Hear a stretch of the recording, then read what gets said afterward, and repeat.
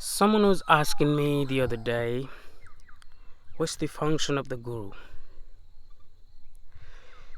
Just like before we build a house, we must study the ground, we must level it, and we must plan how big the house is going to be and all that kind of stuff.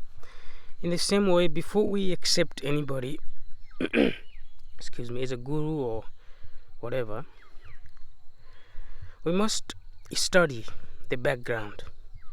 We must study, we must understand the word guru itself.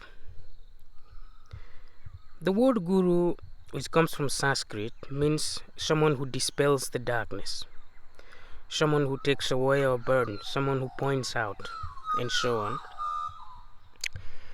Has been loaded with lots of different meanings, has been misinterpreted, misunderstood.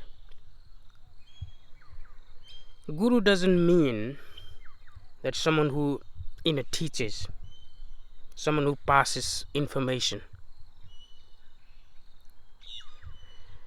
On the contrary, guru is empty, alone. The word all alone means all one. He doesn't divide, doesn't judge, doesn't evaluate, nothing whatsoever. That's what the ancient meant when they say there's somebody who is a guru.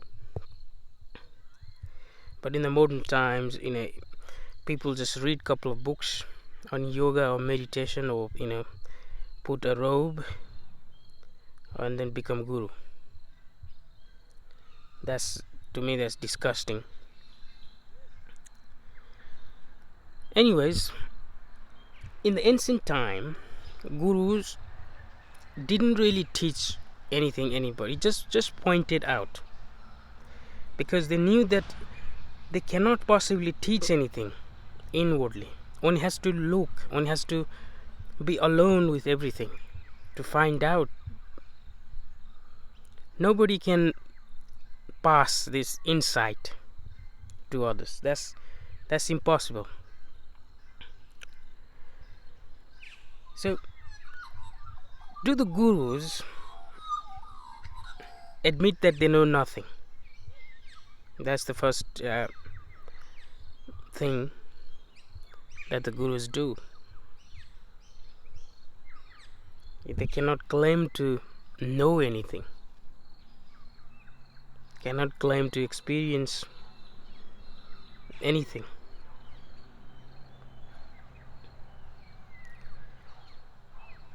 That's the first symptom of being a guru. But those who claim to know this, that, and tell you to teach this, that, they're not a guru. That's the disease.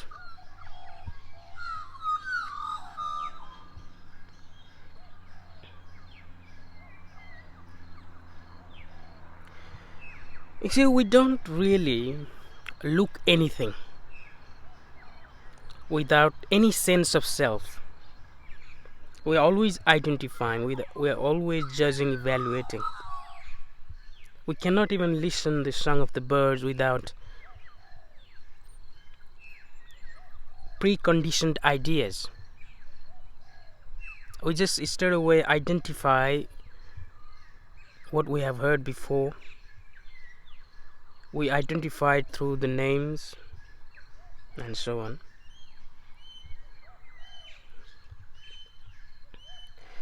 The only thing that we require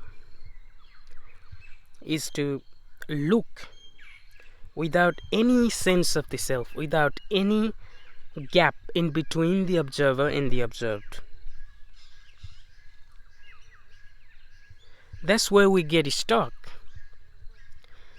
As long as there is a gap between the observer and the things that we observe, we cannot possibly understand that thing.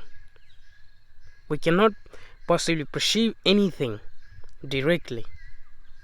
It will always be the second-hand knowledge,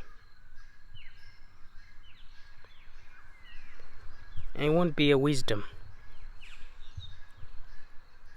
If we could really perceive everything around us,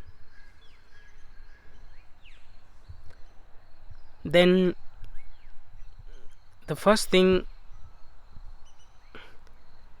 would happen to us is we wouldn't hurt anything, we wouldn't disrespect anything, because the thing that we observe,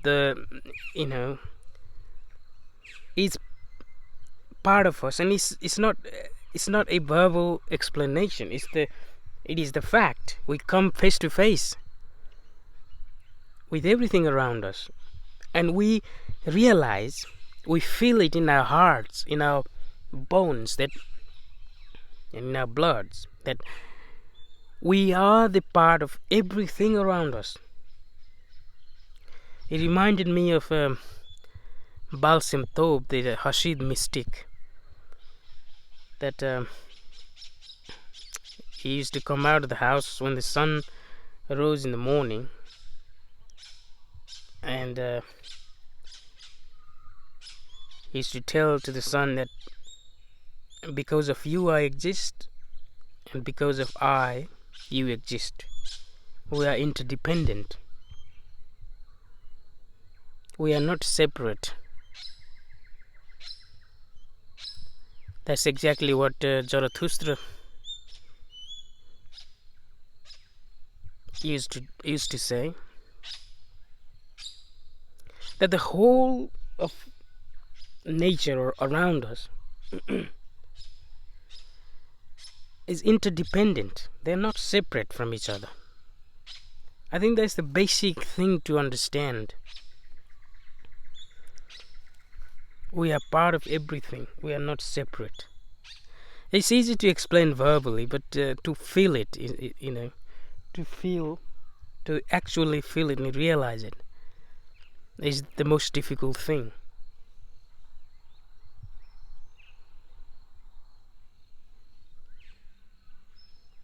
I think that's what we lack as human beings, that we don't seem to have a direct contact with anything. Someone always have to say to us, point out to us. We just hope that someone else will do all the work for us. What is stopping us to look at things as they are, without naming, without identifying, without giving any names, just to look?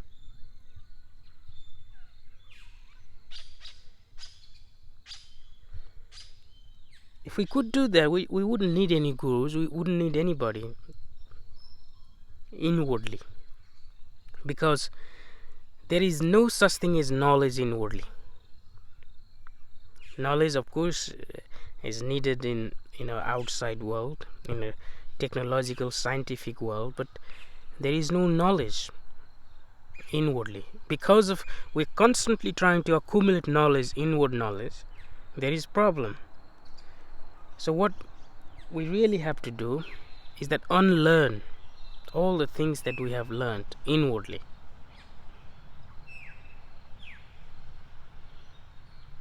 That seems to be the greatest problem that we are facing, because if we could be empty inwardly, then there'll be no ego, no jealousy, nothing. We are just human being, total human being. That's what I wanted to say this morning.